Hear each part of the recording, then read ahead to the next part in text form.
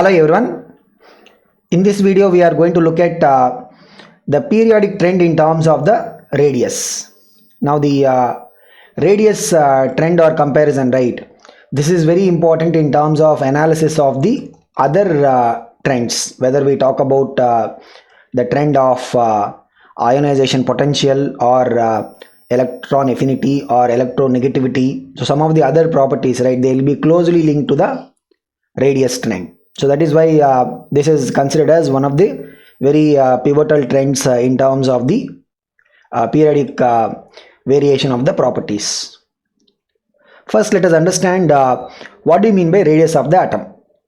So what is radius of the atom? Generally, if you consider the classical model of the atom, right, like say for example we talk about say sodium. So we'll have a sodium nucleus, then there will be the first orbit, then there will be second orbit, then there will be third orbit, isn't it? So the distance from center of the nucleus to the outermost shell, this is what we can call as the radius. So what is the, the definition of radius that we can think about? It is the distance from the nucleus center to the outermost electron or outermost orbit. Okay, that is as per the classical model. As per the quantum mechanical model, because we will no longer consider electrons to be like particles, right? So here we can say that it is the distance from the nucleus to the point where finding the electron, the probability of finding the electron is maximum, the outermost shell electrons, right? How do you identify the outermost shell electrons? Outermost shell electrons we will identify by the principal quantum number. For those electrons, what is the farthest distance up to which you can find the probability of the electron wave? So that is how we will look at the definition of radius as per the quantum mechanical model of the atom. But the thing is, this is the theoretical definition.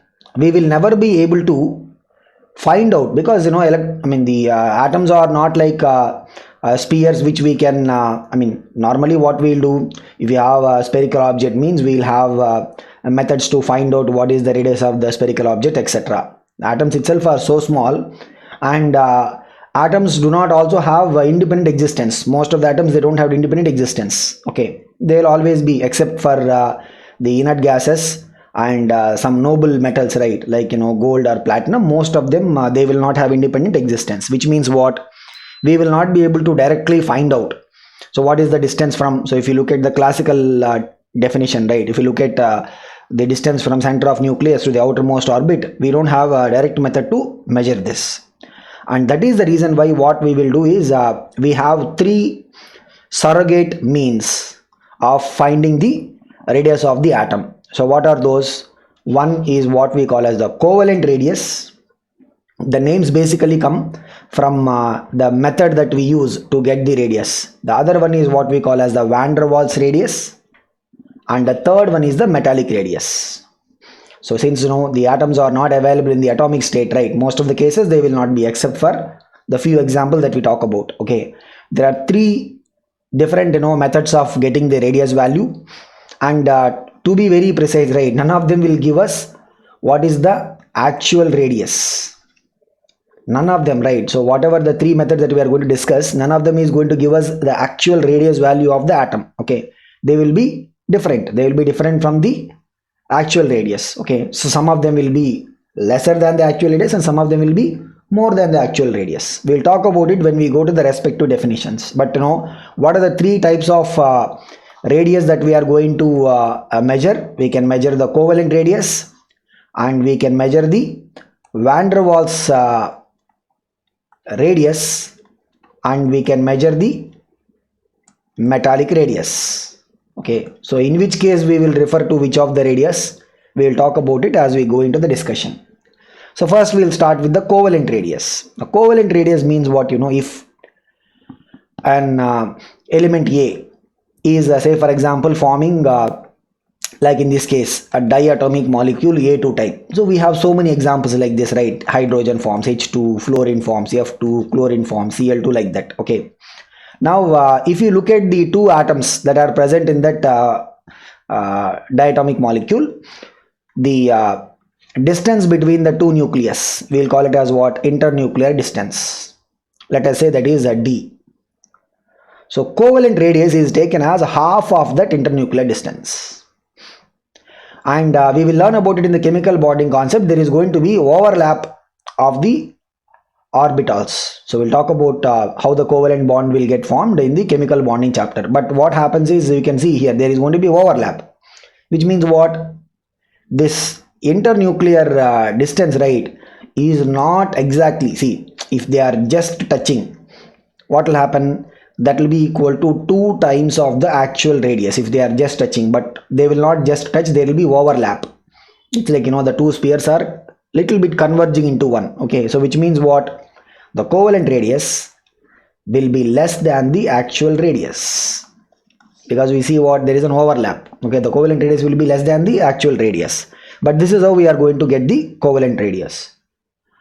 And not every element can form the diatomic molecules, right? Diatomic or triatomic. Okay, so sometimes what we'll do is, let us say for example, one element, there is an element A, we already got the atomic radius from the diatomic molecule, and element A is forming a molecule with another element B.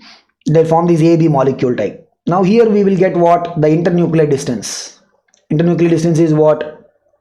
The if you assume that they both are just touching, right? So what we can say, the internuclear distance will be equal to what? The radius of A plus radius of B. It is not this straightforward. In fact, the actual derivation for the radius, right, we will also be talking about the electronegativity difference between these elements. So we'll also be talking about what? The electronegativity difference between these elements. Okay, so that there is a detailed procedure as to how we are going to get. It will not be this straightforward. So it will not be like, the internuclear distance is equal to radius of A plus radius of B, but you will have a formula where even the electronegativity difference between the two atoms will come. What is electronegativity difference? We'll talk about it in our further lectures. But for a broad understanding, right, what we need to know is, yes, it is possible. If you know the radius of one of the element, right, you can find by getting the internuclear distance. If RA is known, means we can find RB value. Of course, there may be some other parameters also in that equation. Okay, because our purview is not in terms of looking at the formula and all that. We are just required to understand the concept of covalent radius. So one thing is what? Yes, it is possible to get the covalent radius from where? When you have the respective element forming the covalent bonded molecules. Okay, so that either we can have the diatomic or triatomic molecules of same element, or we have these molecules formed by different elements. The other radius is metallic radius. This is in the case of the metals. So what is this metallic radius? So if you look at the existence of metals, they would be having what we call as a metallic bonding. So we learn about the metallic bonding a little bit more detail again in the chemical bonding chapter. But what we can think about is, it is going to be like this. Say for example, we are talking about iron. Okay, so the iron atoms, they would release electrons. The iron atoms, they would be releasing electrons. Okay, and the metallic bonding will have an existence like this. It is like all these iron atoms, right, they have released electrons. Now the remaining species will actually possess a positive charge, because it is the atoms are losing electrons, right? They possess what? Net they will possess positive charge. Okay, so you have what we call as a sea of electrons. The electrons have come out of the atoms, right? They have a sea of electrons, and the electrons are negatively charged, so they will be holding, they will be attracting all the positively charged remaining species. So the electrons, sea of electrons, will hold the positively charged, they will hold the positively charged metal ions. Okay, so that is how the metallic bonding actually exists. But here we'll just need to understand how we are going to calculate the metallic radius. So we see adjacent atoms, right? Like in this case we see the adjacent atoms, again the internuclear distance. So what we will be able to observe, the internuclear distance, we will take half of this value, half of this internuclear distance. So that we will take it as what? The metallic radius value. That will take as the metallic radius value. Again, here also, what is the understanding we need to be having? That this is going to be different from this radius, right? Is not the actual radius. It will not be equal to the actual radius. Okay. The other type of radius, especially we will use this in case of the inert gases, because metals means they will have metallic bonding. Non-metals means they will generally be participating in the covalent bond, like even you talk about oxygen or chlorine, fluorine, all of them, they will be having what? The covalent bonded molecules. But we have inert gases, whether it is the helium or neon or argon, krypton, xenon. Of course, we will learn in chemical bonding that xenon and krypton, right, they would be able to form some chemical substances. Okay. And we'll study more about them in +2. In +2, we'll have p block elements where we'll even look at what are the compounds of xenon, how we'll form them, and what are the reactions of the compounds. Okay. But leaving that aside, here we are talking about how do we get the van der Waals radius. So how are we going to get the van der Waals radius? There are two ways. Okay. One, van der Waals radius, we can get it even for other elements also. So normal elements also we can get the van der Waals radius. So how do we get it? Say for example, again I'll go back to the same concept. Let's say for example we have H2. H2 means what? This is like one hydrogen atom, this is like another hydrogen atom. You have a molecule. You have adjacent molecule. Look at this. Adjacent molecule. The internuclear distance between atom of one molecule and atom of another molecule. Here it is not the internuclear distance between atoms of same molecule. It is the internuclear distance between atoms of one molecule and atoms of the other molecule. This internuclear distance, you take half of it. Okay, what is it? The van der Waals radius, right? What is it going to be? It is going to be what? It will be half of this internuclear distance. Now the thing is, since we are talking about two different molecules, right? They will not really. So why the name van der Waals radius? You know, because these interactive forces, nucleus of one atom will attract electrons of the nearby. Similarly, nucleus of this will attract the electrons of the other. So these kind of interactions we will call them as van der Waals interactions. Again, we will talk about them in the chemical bonding chapter.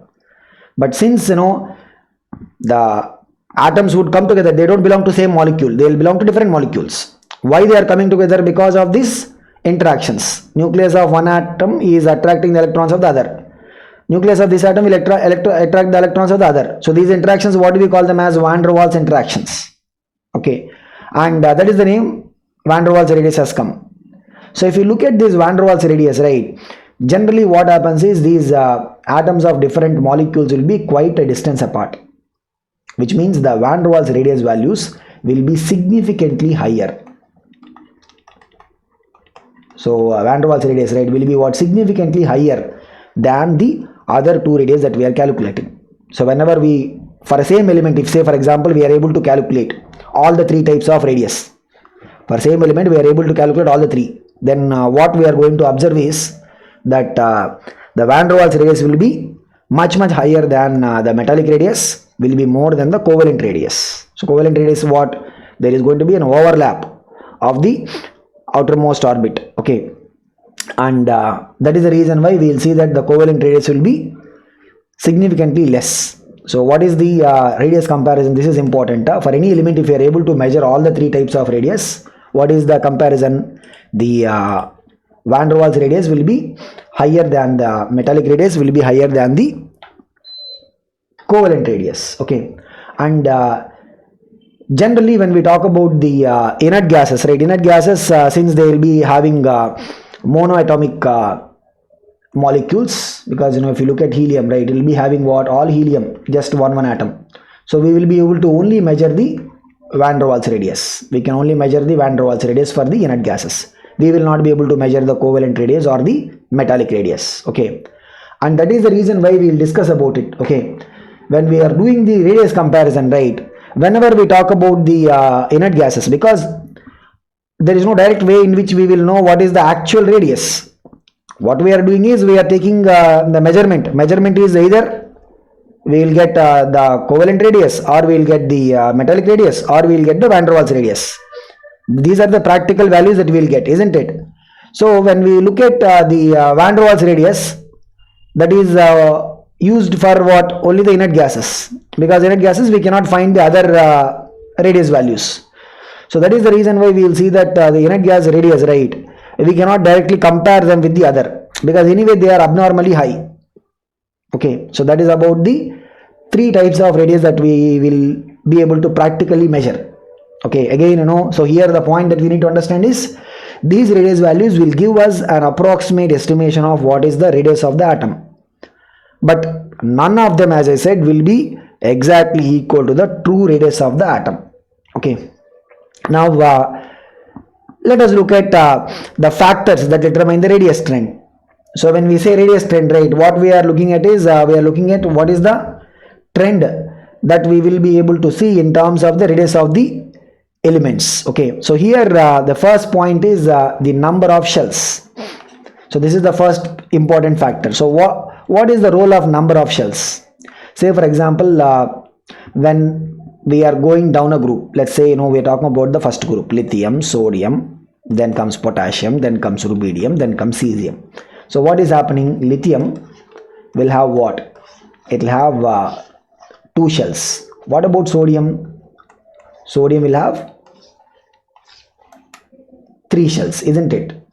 So as the number of shells is increasing, because here for the multi electron species we cannot use the Bohr's model formulae. So Bohr's model, we have the radius formula, right? That is only for what? That is only for the hydrogen and hydrogen like species. I guess we are able to remember the formula. What is the Bohr's model formula?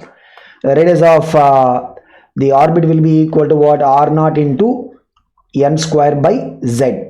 This is for what? This is for the hydrogen and hydrogen like species. Okay, but we cannot use the same formula for the multi-electron species. But the point is we are able to see it, right? As we are adding more number of shells means what? Each shell is going to be at a further distance from the nucleus, isn't it? So when we are adding more number of shells means what? When we are adding more number of shells, as the number of shells increases, what we expect? Radius also will be increasing. Okay, this phenomena we will be able to see generally when we are moving down a group, because remember the elements of a period, right, they have the same valence orbit. As you go down a group, for every subsequent element we will be adding one shell extra, isn't it? So this is about the factor number of shells. The other important factor is what we call as the screening effect or shielding effect. Now about this, right, we have a detailed video where we have explained the Slater's rules, okay, of finding the shielding effect. So shielding effect is generally measured by using what we call as a screening constant. There are multiple theories. Okay, one such theory is the Slater's theory of finding the screening constant value. But here we will just try to understand what is the effect of this screening or shielding, or what do you mean by the screening effect or shielding effect.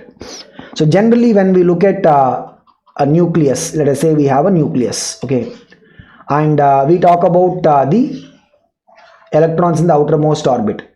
So what is the radius definition? We will measure the distance from the center of the nucleus to outermost orbit. Now what happens is the electrons in the inner orbits, okay, as well as even the electrons in the outermost orbit, while the nucleus is trying to let us focus on one electron. If you are focusing on one electron in the outermost orbit, right, nucleus is trying to attract it, but you see the other electrons that are there inside in the inner orbits, right, as well as the electrons in the same orbit, what they will do is they will try to repel. So while the nucleus is trying to attract, the electrons in the inner orbits and as well as the electrons in the same orbit, what they will do, they will try to repel. So if you see, it is like what? Counter force. Nucleus is trying to attract, the other electrons inside inner orbit electrons are trying to repel it. So which means the nuclear influence, like generally what we say, if say for example in case of sodium, right, what is the nuclear influence? We will say 11 protons are there. The effect of 11 protons will not be felt by the, so sodium case, what is the outermost orbit? It is the third orbit, isn't it? So here we will have electron, only one electron. this will not experience the effect of 11 protons, because in the inner orbit how many electrons are there? 10 electrons are there. They will all be repelling. Okay, so the outermost shell will not influence the total nuclear power, and the repulsive effect that the inner orbit electrons will be able to create is what we will be measuring as the screening constant, that is generally used by the symbol sigma. Okay, so the screening or the shielding effect that the inner electrons will create will be depending upon what is the type of electrons that are present in the inner orbit. So generally what we will be having, so if you have an s orbital electrons, you see how the s orbital electron is spread around the nucleus, symmetric, okay, even distribution. So which means what, this s orbital electron cloud will be able to shield any electron is there outside, it will be able to shield the outside electrons more significantly. Whereas the p, because you see it's a dumbbell shape, there are some empty spaces, it's not uniform distribution of electron cloud around the nucleus, which means what, the shielding effect of the p orbital electrons will be lesser. Whereas when it comes to d, it is a little bit further diffused shape, so double dumbbell shape, which means what, screening effect will be even lesser. If you go to f, means it will be, f is even more diffused shape. Okay, so the screening effect, or what we call as the shielding effect, will have an order. What is the order? Inner electrons, when we are comparing the shielding effect, right, the electrons of the s orbitals, they will be able to shield properly or better than the p, than d, than f. That is the order in terms of the shielding effect. So what is shielding effect in general? The outermost electrons, they will not experience the entire nuclear force. They will only experience a part of it. Why? Because the inner electrons, they will repel. While the nucleus is trying to attract inner electrons, they will try to repel. This is what we will be quantifying as what? The screening effect or shielding effect. So we'll say that the inner electrons and the electrons in the same shell, they will screen the nuclear influence of any given electron. Any electron you focus, right? Like say sodium case, we are talking about the electron in the valence orbit, third orbit. While the 11 protons are trying to attract it, inside the first and second orbit, how many electrons are there? First orbit you have 2 electrons, second orbit you have 8 electrons. These 2 plus 8, 10 electrons, they will try to repel it. Slater's rules, they'll explain how do we actually calculate quantitatively, how do we calculate what is the screening constant.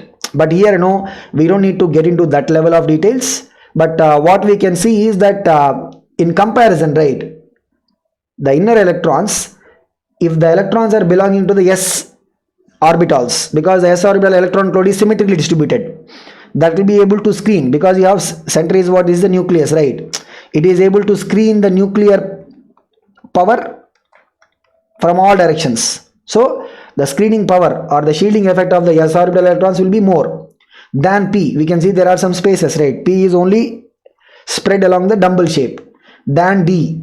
F will be even more diffused. So the shielding effect of the f subshell electrons and d subshell electrons will be what? Significantly lesser. So that is the reason why when we talk about particularly the d and f subshell electrons, right, we will be looking at this aspect of poor shielding effect. So when we have inner orbits, right, s electrons and p electrons, they will screen significantly, but the d and f electrons, they will not be able to significantly shield the nuclear influence on the outermost electrons. Okay, and one more point here, it is not like, okay, the 11 protons are attracting and inside how many electrons are there? 10 electrons are there. I'm talking about the example of sodium. So it is not going to be like a straight relation, like 11 protons are attracting and 10 electrons are repelling, because inner orbits, how many electrons are there? 10. It is not going to be like this kind of a straightforward relation. Okay, we'll have some theoretical aspects involved in estimating what is the actual effect that every electron can create in terms of shielding. Okay, so there are some guidelines that different theories will follow. So Slater's rules, we even have a video, you can look at it to understand what are the assumptions that the Slater's rule will make to calculate the screening constant. Okay, but here just looking at the aspect of shielding, inner orbital electrons or inner orbit electrons as well as the electrons of the same orbit, they will be able to shield any given electron from the total influence of nucleus. And how much they are able to shield is measured by using what? Screening constant. And the comparison is what? When you are talking about the inner shell electrons, if we are talking about the s orbital electrons or p orbital, they will be able to shield significantly than the d and f. But what is the overall comparison order? S will be able to shield more than p, than f, sorry, than d, than f. Okay, so this is about the order of the shielding effect. Now when we talk about what is the actual influence of nucleus on the outermost orbit or any electron that we focus, that is what we will be measuring as the effective nuclear charge. So what is effective nuclear charge? When we talk about a multi-electron atom, the effect of nuclear charge experienced by the outermost electron will be less than the theoretical value of nuclear charge. That is what we were discussing before, right? So for example, sodium means 11 protons influence is not felt by the electron in the third orbit. It will not experience the 11 protons influence. How much it is going to influence? It is going to influence what we call as the effective nuclear charge. We will represent this by Z effective. And this also comes from the screening constant. So if the theoretical nuclear power is what? Z, which is of course the atomic number of the element. So we have to subtract the screening constant or shielding constant. So the Z effective will be equal to what? Z minus sigma. So here how the sigma value will come. We will have to look at any of the theoretical approaches. So one such approach that we can look at is what? Slater's rules. But here generally the idea is the outermost electrons, they are not going to experience the total effect of the theoretical nuclear charge. They are only going to affect the experience. How much? They will be only experiencing Z effective. They will not experience Z. Okay, so this is about the effective nuclear charge. Now the thing is, when the effective nuclear charge is increasing, think about it. What does it mean? It means that the electrons are coming under more influence of nucleus, isn't it? Which means what? It is going to shrink the radius. When the effective nuclear charge is increasing means what? It is going to shrink the radius. This is about the effective nuclear charge and radius relation. The other factor of course is the type of radius used for comparison.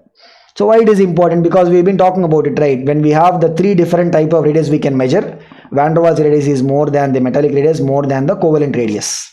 And none of them of course are equal to the actual radius of the atom. So if you say, for example, we already talked about this factor. Generally when we use inert gases, right, we cannot measure the metallic radius or we cannot measure the covalent radius. We will only be able to measure the van der Waals radius. So when you're trying to do the comparison, the type of radius used also is going to play a role. Because for the inert gases, always we will be using which radius? Van der Waals radius. So we have to keep that in mind. Whenever we are doing the radius comparison, we have to keep that aspect in mind. Okay, so these are the factors that will be able to influence the trend in terms of the radius. Now what we'll do is we look at the representative elements. What are representative elements? Generally when we talk about the trends, right, this is how we'll have to divide. What is the trend among the representative elements? Representative elements means what? These are our first group, second group, and in the modern periodic table 13th to 17th. It is not full P block, because P block means what? It is including the 18th group, because we will not include 18th in the representative element. Representative element means what? First group, second group, and 13th to 17th. Boron family to the halogens. Okay, so among the representative elements, right, in a period when we move from left to right, we are not adding any shells, because look at it. For example, right, we look at what is this? This is the second period, isn't it? Second period elements are what? Lithium, beryllium, boron, carbon, nitrogen, oxygen, fluorine. Now here, right, all these elements, what is the outermost orbit? It is the second shell. So we are not adding any more shells. But what we will be able to see is when we move from left to right, what is happening? In case of lithium, lithium, right, what is the nuclear power? It is the 3 protons. In case of beryllium, what is the nuclear power? 4 protons. In case of boron, what is the nuclear power? 5 protons. So the outermost shell, which is the second shell, will keep coming under more and more influence of the nuclear power. So we are not adding any more shells, but the nuclear power is what? Increasing. So here, again, we will not be able to just compare by using Z value. We will have to compare by using what? Z effective. Because we're talking about what? Effective nuclear charge. We're not talking about the total nuclear charge. It is not like the outermost shell electrons will experience 3 protons total influence in lithium. Similarly, they will not experience the total influence of 4 protons in beryllium. They will not experience the influence of 5 protons in boron. But when you look at the Z effective values, right, in the video of Slater's rules, we talked about how the Z effective values will be calculated. So what you will be able to observe from that is not just the Z values are increasing. When you move from left to right in a period, Z values will be of course increasing. We can see it. The Z effective values will also increase. The effective nuclear charge also will be increasing. So here the conclusion is what? When you move from left to right, no more shells are added. Same shell is there. And the effective nuclear charge is increasing, which means what? The atomic size must be decreasing. The size of the atom must be what? Or radius must be decreasing, because the outermost shell is pulled more and more strongly towards the nucleus. So if you look at the second period, right, the values are given in the angstrom. What is an angstrom unit? 10 power minus 10 meter. Okay. So look at this. Lithium is what? 1.23. Beryllium 0.89. Boron 0.8. So we'll see that carbon 0.77. There is a decrease in the radius when we move from left to right in any period. Okay. So this is about the comparison of the representative elements. Okay. Now when we look at the radius values, right, generally, that is the reason why we said we are not going to be looking at the inert gas radius. So if you look at any table where the inert gas radius values are given, here of course the value is not given, but if you look at any table where the inert gas element radius is given, what you will see is that the atomic radius, what is the trend that we are expecting? Left to right, it must decrease. But suddenly if you also try to include neon, right, we will see that the value will be significantly higher. So in any group, any period, if you see the inert gas element, right, will have the largest radius. But the trend is what? Left to right, it must decrease. Why we see that suddenly the inert gas is having a large radius? It is not like it is really having a large radius. The reason is what? Because for the inert gases, we are using altogether different radius for comparison. We are using which radius? Van der Waals radius. For say for example, whether it is a lithium we may be using, say for example, metallic radius. Beryllium we may be using covalent radius. From then onwards we can use all covalent radius. But suddenly for the neon we cannot use covalent radius. We have to use what? Van der Waals radius. And that will be what? Significantly higher.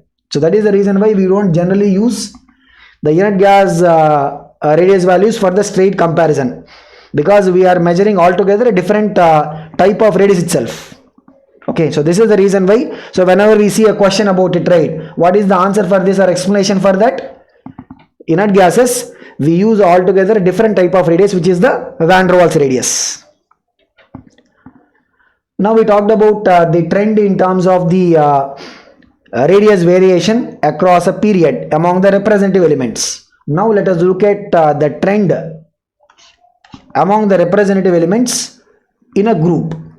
So in a group, when you go from top to bottom, right, what is going to happen? Like take the example of this first group, which is lithium, sodium, potassium, rubidium, cesium. What is happening?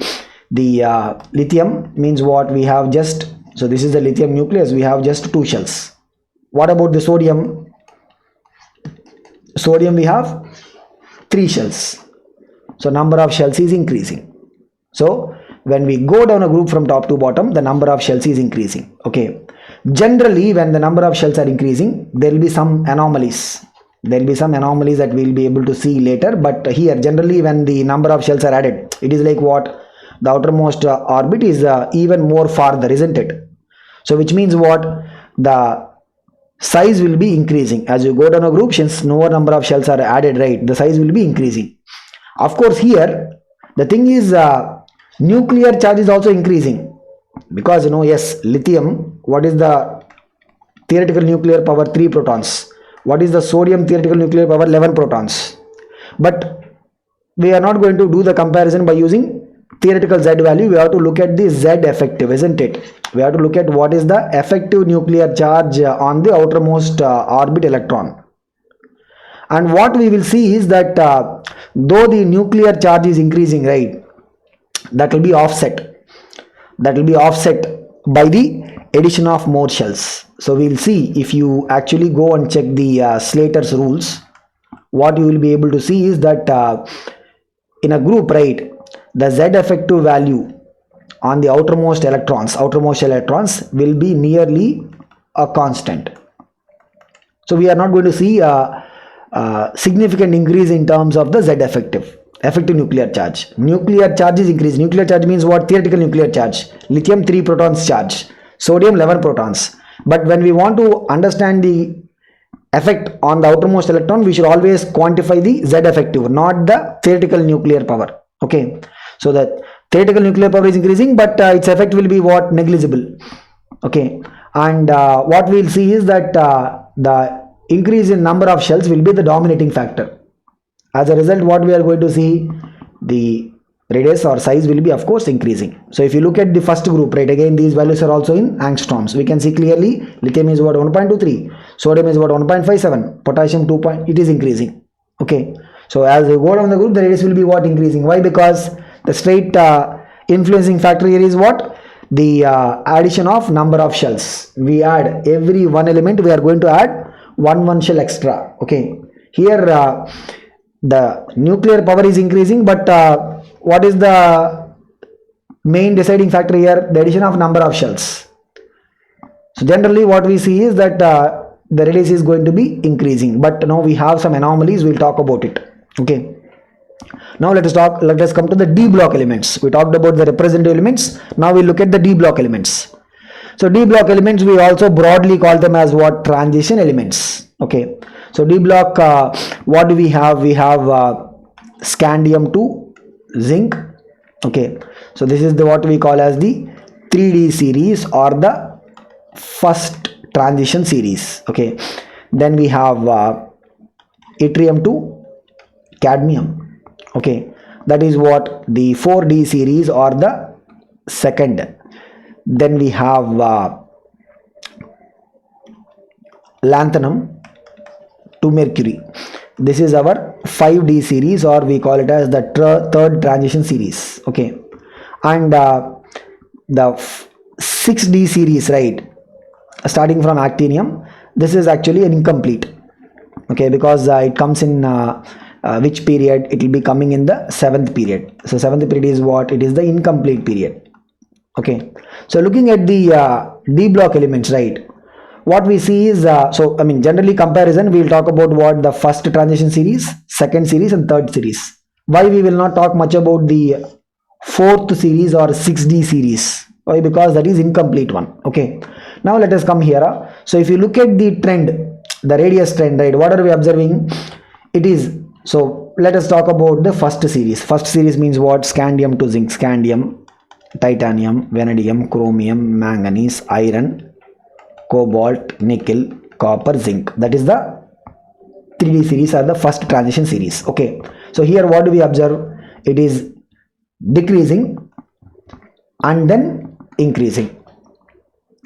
Same trend is there for the second series and third series also. So what is the observation? It is decreasing and then increasing. Normally what is the trend we have seen across a period? What did we observe? We have seen that across a period it will be what? Just decreasing, isn't it? So in the representative elements, the trend is what? The radius is going to be decreasing when we move across a period. This is also like a period, right? So when we have the 3D series or the first transition series, scandium, titanium, they will all come in one period. Okay, so vanadium, chromium, manganese, iron, cobalt, nickel, copper, zinc, they all come in one period. But what is happening here? When we move across scandium to zinc, we see that first it is decreasing and then it is increasing. So we need to understand what is the reason for this. So first is what is the trend, and then we need to understand what is the reason for this kind of and the same pattern is there for the second transition series as well as for the third transition series. Okay, so here when it comes to the D block elements, right, there are two factors we need to consider. Okay, what are these two factors? Look at it when we move from, say, scandium to zinc. When we move from scandium to zinc, one thing that is happening is we are adding protons to nucleus, isn't it? Because what is happening, the atomic number is increasing, right? We are adding protons to nucleus, and electrons are added where to the n-1 d level. So for the 3D series, where the electrons are added, they are added to the 3D level. But for them, what is the outermost shell? 4th. Because after filling 4s, we will start filling 3D, isn't it? So which means what? Here we will talk about the shielding effect. We talk about the shielding effect that the 3D electrons will create. The distance from center of nucleus to outermost orbit, that is what is the radius, right? Here nuclear power is increasing. What is happening? Nuclear power is actually increasing because we are adding more number of protons. When you move from scandium to zinc, scandium, what is atomic number? 21. Zinc, what is atomic number? It is 30. So moving from scandium to zinc, right, we are seeing that number of protons is increasing, but at the same time we are adding electrons to n-1 d level. They will do what? They will shield the outermost orbit electrons, isn't it? So here there are two counter effects. So nuclear power is one and then shielding effect is one. So the trend that we are seeing, right, is explained based upon the comparison between these two counter forces. What are the two counter forces? One is the nuclear power. Left to right, nuclear power is increasing. Second thing is what? Since we are adding electrons to n-1 d level, they will of course shield the outermost 4s electrons from getting affected by the total nuclear power. So they create the shielding effect.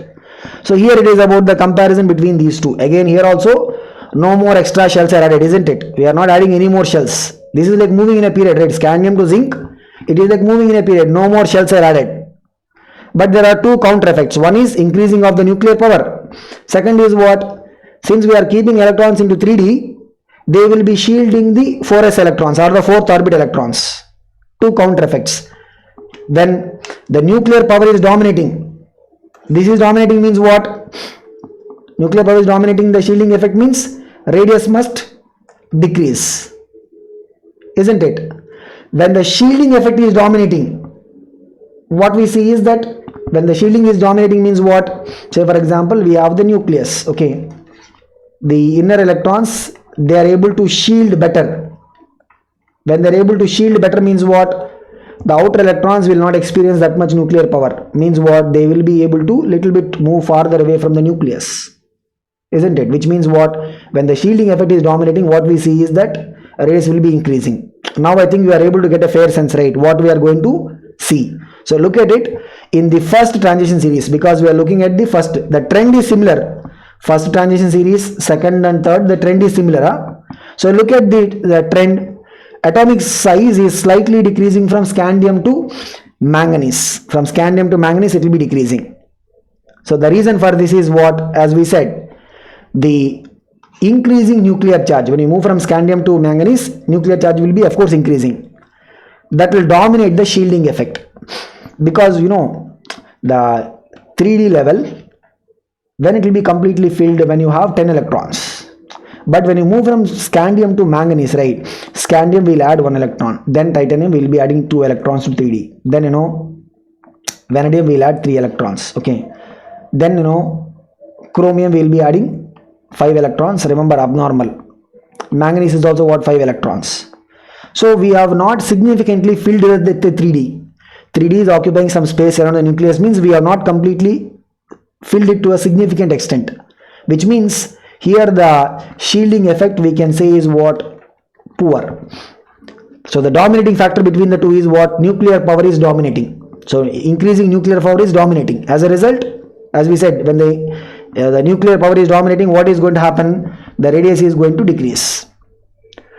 But when you move from, say for example, iron to nickel, it will be almost remaining same. So why it will remain same? When these are counter effects, right? When these two almost balance, when the increasing nuclear power is able to balance, it's getting balanced by the shielding effect. What we will be able to see is that the net effect will not be seen much by the outermost shell electrons, which means the radius from iron to nickel is almost, you can see that here the radius is almost same. But when it comes to the copper and zinc, you see there is an increase. Copper and zinc, there is a slight increase. What is the reason? Here copper and zinc, both of them, they will have what? D10 structure. Means you have the nucleus. The n-1 d level, or in this case the 3d level, is completely filled. So when the 10 electrons are completely filled, right, they will be able to surround the nucleus in more symmetric manner. Means what? Their shielding effect is getting very much prominent now. So as a result, what we will be able to observe is that the radius, right, the outermost electrons will now experience little bit lesser influence of nucleus, because the shielding effect is dominating. We have filled the D completely. So symmetrically, now the 3d electrons will be able to shield. So as a result, the outermost electrons will experience less impact of the nucleus. So here what is happening? The shielding effect is dominating, and that is the reason why we have slight increase. Remember, shielding effect dominates means what? When the shielding effect is dominating, the radius is going to be what? Increasing. Nuclear power is dominating means radius decreases. That is what happening in the first part, scandium to manganese. Iron to nickel almost constant, because both the counter effects are balancing. Copper to zinc, the shielding effect is dominating because of the D10 structure. This we have to keep in mind.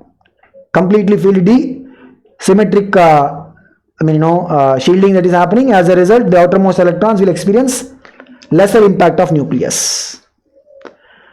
Now the other thing is, here we can make an observation. What is it? The radius, right? What we will see is that the radius of the 3D is less than the radius of the 4D, or the second series. Second series means what? 4D. 4D and 5D are almost similar. You can see 4D and 5D are almost what? Similar. Radius of the 4D series elements and corresponding 5D series elements, right? They will be almost similar. This is the radius comparison when you go down a group among the D block. So D block also we have groups, right? Third group, fourth group, third to 12th are what? These are the D block elements. So here what is the observation we are able to see? 3D will be less than 4D, but 4D and 5D will be almost have same radius. We'll talk about it in further discussion, but here just to look at the 3D series, how the radius is changing, right? So scandium 1.44, titanium 1.32, okay, then vanadium 1.22. All these are what? They are all in angstroms. Okay, we see that up to manganese, what are we observing? Decrease. Up to manganese, what do we observe? Decrease. Then iron to nickel almost constant. Iron nickel, what is that? Almost constant. And copper to zinc, we are seeing an increase. So this is about the actual values of the radius that are measured. And what are these radius values going to be? Here we will get all of them as what? The metallic radius. All these radius values are going to be what? The metallic radius, because these are all metals. Now coming to the inner transition elements. So why they are called as inner transition elements? Transition elements, the D block, right? They will be like, you have a transition from the significant metallic nature to the non-metals. You make a transition. When you move across the D block, you will make a transition. Okay. And here we will fill electrons into n-1 D level. In case of the F block, right, we will fill electrons into n-2 F level. Okay.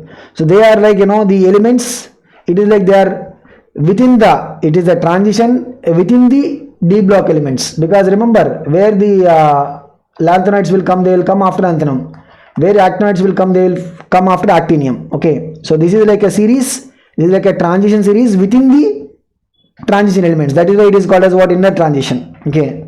So the inner transition elements are what? The F block elements. So F block elements, as we move along the lanthanide series. So here we are looking at the lanthanide. Lanthanide means what? Of course, we don't need to compare about the lanthanum because the lanthanides will start from cerium to lutetium. Okay. So lanthanide series, there is a decrease in the atomic radius as well as ionic radius. So here what we will be able to see is that there is a decrease. There is a decrease in the atomic radius. Okay. So atomic radius is decreasing gradually. But what we will be able to see, we will talk about it again when we go to the F block elements. We have a D and F block element chapter in +2. There we'll talk about this trend in little bit more detail. Okay. But here we just need to make what are some of the important observations. So radius decreases, right? Both atomic radius decreases, ionic radius decreases. Okay. And this decrease will be more regular in the ions than in the case of the atoms. Here we are looking at what the atomic radius, right? This decrease will be more prominent in the case of the ions than in the case of the atoms. But nevertheless, what we are able to see that there is a decrease across the lanthanide series. There is a decrease. But you see in this, right, you have some exceptions. What are the exceptions? Europium and ytterbium. They are having peak values, right? It is gradually decreasing, but you have some of these anomalies. What are the anomalies? Europium and then ytterbium. You know why these two anomalies comes? You can just make a note of it. We'll again talk about it in the D and F block chapter also. Normally the lanthanoids, right, they will be forming what? These are also metals. No, they will form metallic bonding. They will be forming what? Metallic bonding. And metallic bonding strength, the strength of the metallic bonding, right, will depend upon the number of electrons released. Will depend upon what? The number of electrons released. Because if an atom is releasing more number of electrons means what? Look at it. You have a metal. It is releasing more number of electrons means what is going to happen? These electrons are the ones that are holding the metal ions, right? Means the metallic bond will be more stronger. Generally the lanthanoids, right, all of them, they will release 3 electrons. In the metallic bonding they will be releasing how many electrons? 3 electrons. Except the europium and then ytterbium, they will be releasing only 2 electrons. Okay, we'll talk about the reason for that. But since they are releasing 2 electrons, what will be the outcome? The metallic bonding strength is weaker. Means the atoms are not held that much close to each other. As a result, the metallic radius we are measuring, right? Since the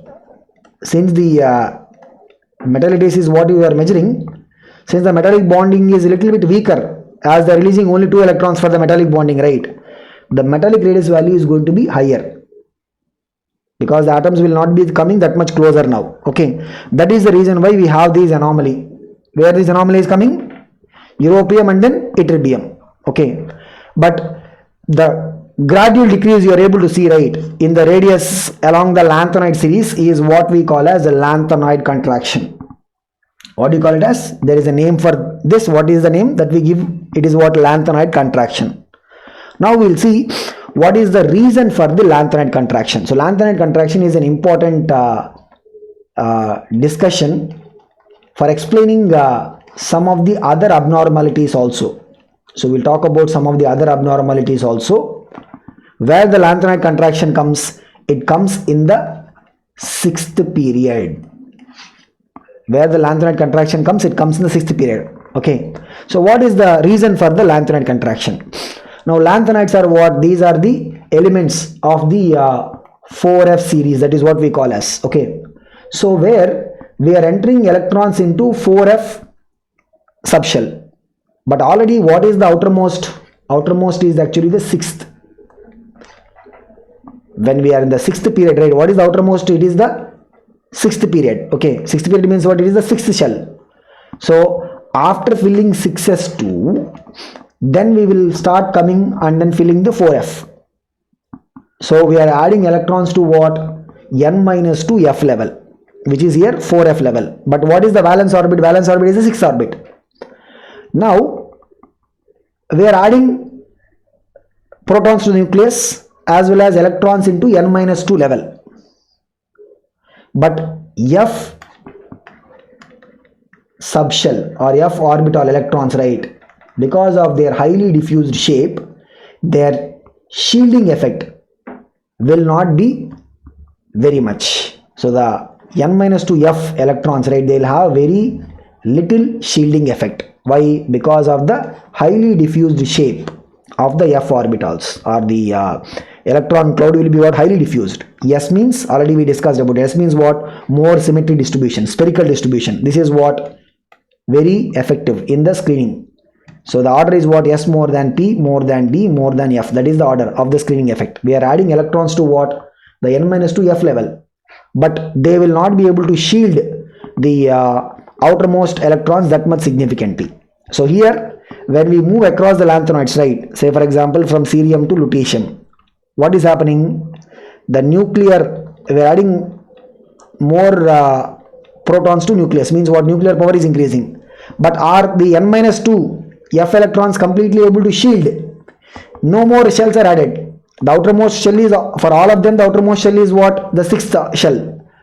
But the shielding effect is poor because of the diffused shape of the F orbital electrons. As a result, what we will see, the effective nuclear charge will be increasing. When you move from left to right in the lanthanoid series, right, the effective nuclear charge will be increasing.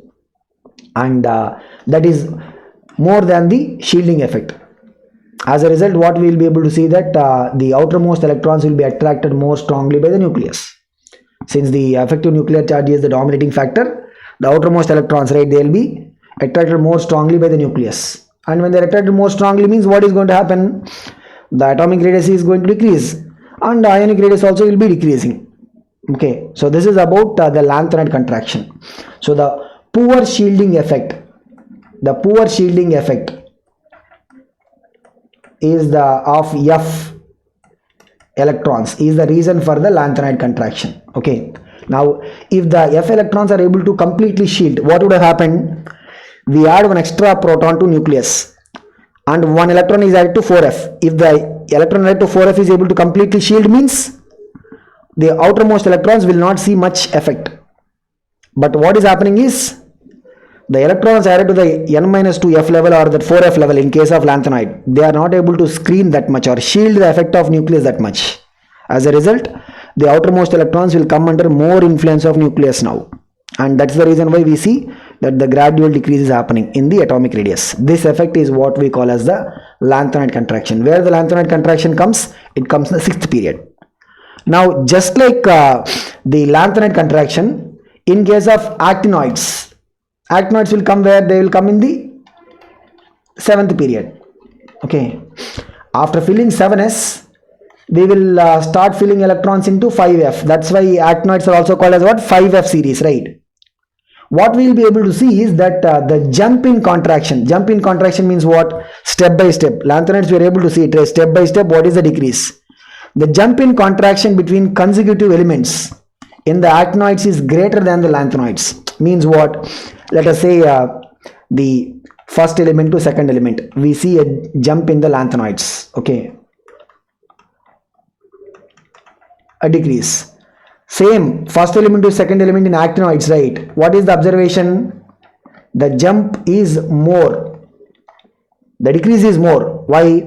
Because the shielding effect of 5f electrons is going to be even more poor than the 4f. Okay, so the shielding effect of the 5f electrons will be even more poor than the 4f electrons. Generally, right, when we have electrons of inner orbits, right, means what? Their shielding effect will be better. Their shielding effect will be what? Better, or we can say it is going to be more significant. So if you have, let's say for example, we are only talking about the S subshell electrons. 1s will be more shielding than 2s, than 3s, than 4s, like that. Similarly, 3d will be more shielding than 4d, than 5d, like that. Similarly, 4f will be more shielding than 5f. So the 5f shielding effect, because see, 1s will be means what? They will be more close to nucleus, right? Those electrons are more close to nucleus, means they will be able to shield more prominently. 2s means the electron cloud is little bit distant. So you have a nucleus. 1s means what? The cloud is very close. 2s means what happens? The cloud will be farther. So the shielding, since the cloud is spread across a more region, the shielding effect is going to be decreasing. Okay, so this will happen not only for the F but for every subshell electrons. Even if you take the S, 1s will be more shielding than 2s, than 3s, than 4s, like that. Similarly, 3d will be more shielding than 4d, than 5d, like that. Okay, so because of the lesser shielding effect of 5f, right, other things are all similar. When we move from one element to next element, we are adding one proton to the nucleus and one electron to the F, n minus 2 F level. In case of lanthanoids means we are adding to 4f. In case of actinoids means we are adding to 5f. But no, since 5f is having a lesser shielding effect than the 4f itself, what you are able to see is that the pull is more. The pull of the increased nuclear charge will be felt more strongly here. And the stronger pull towards the nucleus, right, will result in what? A larger jump. The radius is going to be decreasing by n. Step by step value will be what? Higher in case of the actinoids. So this is about the radius trend in case of the inner transition elements. So what are the inner transition elements? These are our F block elements. Now the point I said, right, when you're discussing about the D block elements, we discussed about the trend of radius in 3D or 4D. 3D will be called as what? The first transition series. 4D is called as what? Second transition series. 5D is called as what? Third transition series. But when we look at across a group, so you take as I said, you take the elements of 3D, the corresponding element of 4D and corresponding element of 5D. What we will observe is generally 3D size we can see is less, and 4D and 5D they are almost same. I mean, you can look at any of the elements, 4D and 5D they are almost same. Now what is the reason for this? The reason is, if you look at the 4D series, they have almost same. The reason will be the lanthanoid contraction. So what is the lanthanoid contraction? It is the effect that we have seen. Why there is a step-by-step decrease in the radius of the lanthanoids, isn't it? Because of the poor shielding effect of 14f electrons. Now the thing is, when we look at the 4D, this is the 4D, okay, and this is the 5D, okay. So here lanthanum will be there, and then here actinium.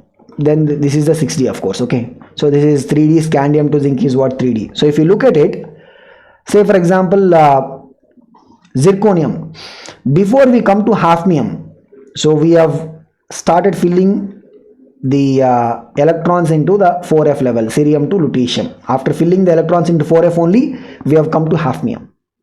Now zirconium to hafnium. Zirconium, what is the outermost orbit? See here, this is what? This is the last, is the 7th orbit. This is what? 6th orbit. This is the 5th orbit. Is the 4th orbit. Okay. So here zirconium, what is outermost orbit? 5th.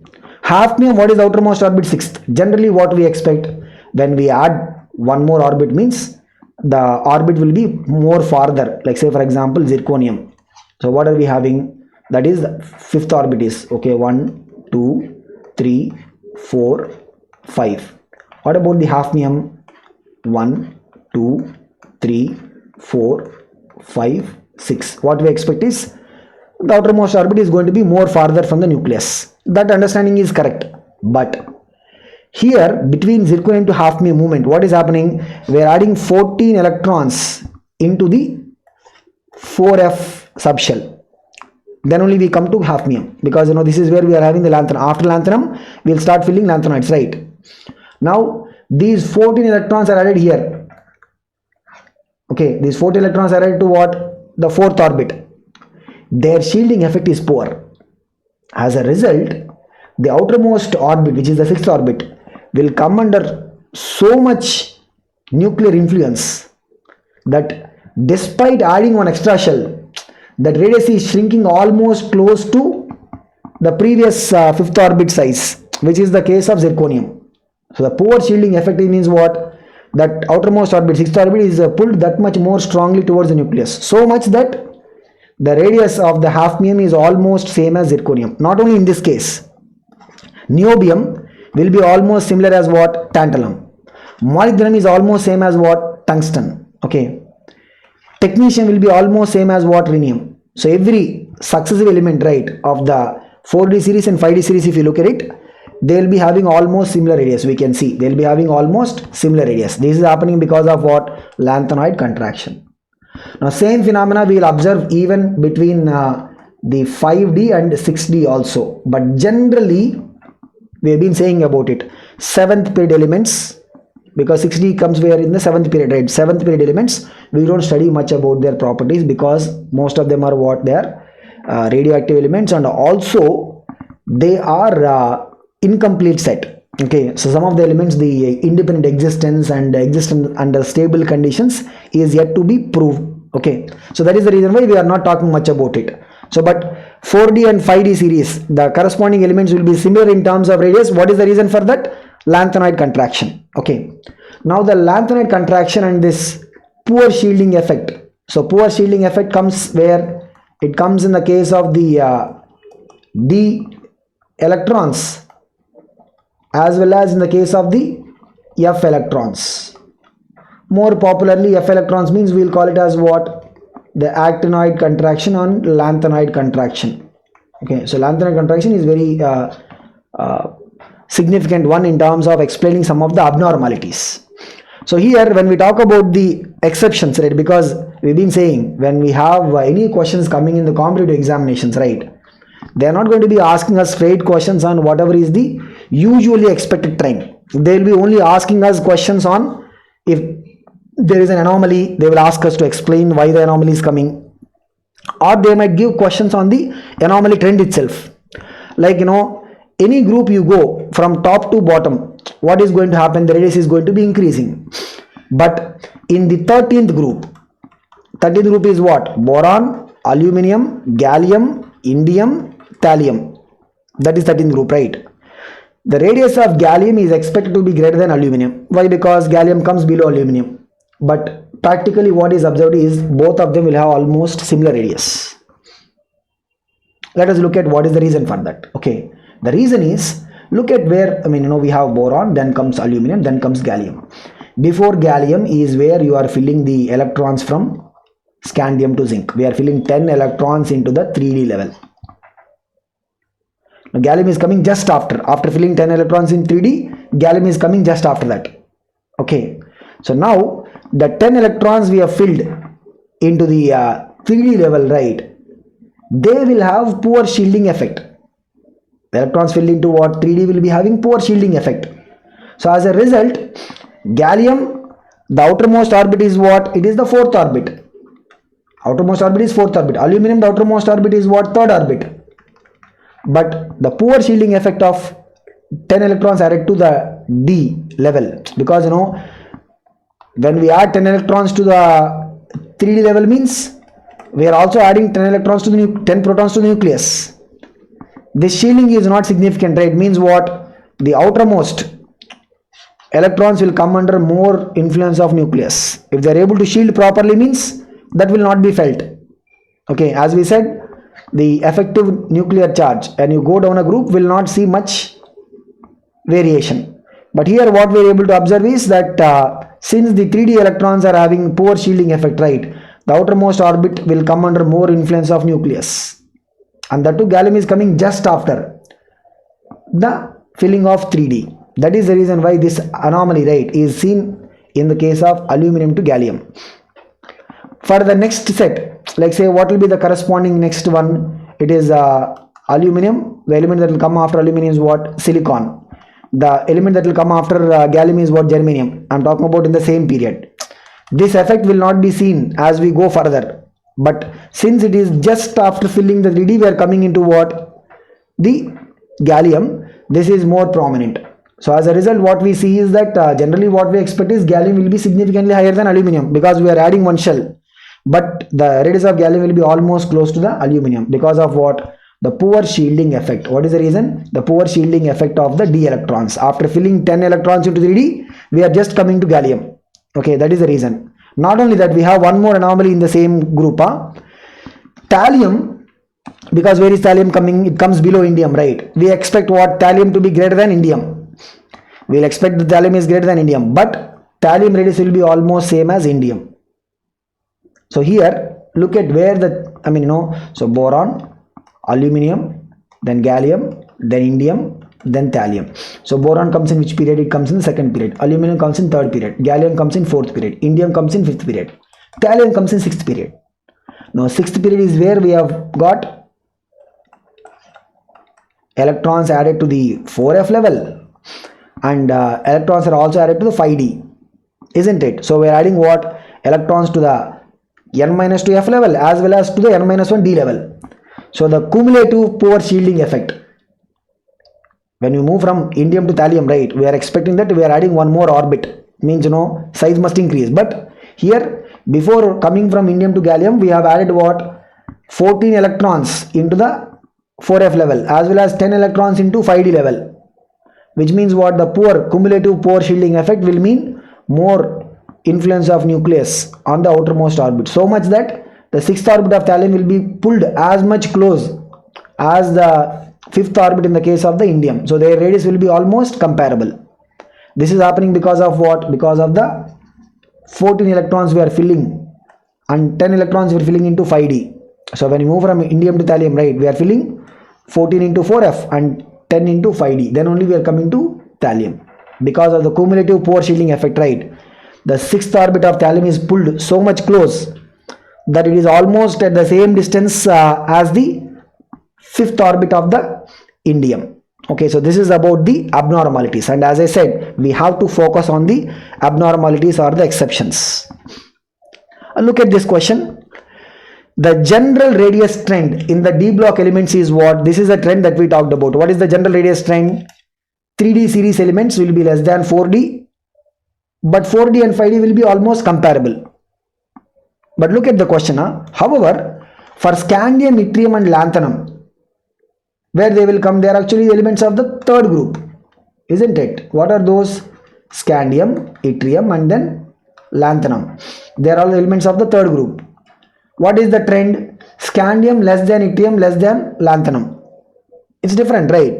So normally what we are saying, this is the 3d, this is 4d, this is 5d. Normally what you are saying, 3d series element will be less than 4d and 5d almost comparable. But in case of scandium, yttrium and then lanthanum, what is the trend? Scandium less than yttrium and that is less than lanthanum. They are asking why. What is the reason? The reason is very simple. Okay, see why this is the 4d series, right, and this is the 5d. Why the 4d elements and corresponding 5d elements, they are having similar radius? Because why? Because we have added 14 electrons into the 4f subshell, and that is where the poor shielding effect is coming into picture, isn't it? The poor shielding effect of the 14f electrons, and that is what we are calling as the lanthanoid contraction. Okay, but it will start from where? It will start after lanthanum. It will be starting after lanthanum. It will not start before. After lanthanum only the lanthanides will come, which means what? If you look at scandium, yttrium and lanthanum, right, when you move from yttrium to lanthanum, the 14 electrons are not yet added to the 4f level. After lanthanum only they are getting added, which means the scandium, yttrium and then lanthanum, right, this is an exception. This will not come under the influence of the lanthanoid contraction, because after lanthanum only we are adding the 14 electrons into the 4f level. That's why they are called as lanthanoids, right? So this is an exception. So here what will be the thing? It is like, we are adding just one more orbit. So scandium, outermost orbit is what? 4th orbit. Yttrium, 5th orbit. Lanthanum, 6th orbit. Okay, so which means what? The radius is going to be increasing. So here the lanthanoid contraction effect is not come, but yttrium and lanthanum, that lanthanoid contraction effect will not be seen. What about zirconium and hafnium? If you have a question like that, the radius of zirconium is almost comparable to radius of hafnium. What will be the reason? Lanthanoid contraction. Radius of niobium is comparable to radius of tantalum. What will be the reason? Lanthanoid contraction. Okay, so look at another question. The radius of argon is greater than the radius of chlorine. Explain why. So where do these elements come? First of all, they will come in the, if you look at sodium, magnesium, then aluminum. So what is this? This is the third third period, right? Aluminum, silicon, phosphorus, sulfur, chlorine, argon is the third period. Okay. So when you move across a period, what we observe, these are all what? So there are representative elements. What do we call them as? The representative elements. Correct. So when we move across a period, what is the observation? The radius must decrease. Radius value must be decreasing, isn't it? But what they are saying, argon is radius is greater than chlorine. Why? Because we said not only argon, for helium, neon, argon, krypton, xenon, the inert gases, generally we will talk about what? We will talk about the van der Waals radius. When we are giving a value for radius, right? What is it that we are giving? We are not giving the covalent radius or metallic radius. What is the radius we are giving? We are giving the van der Waals radius. And van der Waals radius cannot be used for the straight comparison because they will be significantly higher. So it is true, when you move across a period, radius must decrease. But if you look at any table where the values are presented, right, always you will see that radius of argon will be more than chlorine. What is the reason? The reason is, for argon, we are looking at not the covalent. Chlorine, it is the covalent radius that we use. But argon, we are using what? The van der Waals radius. That is why the argon radius will be seen as higher value than the chlorine, because it is altogether a different type of radius that we are using. Okay. So this is about the comparison in terms of the radius trend, and we will look at in the next part of the video, right, we will talk about the comparison of ionic radius.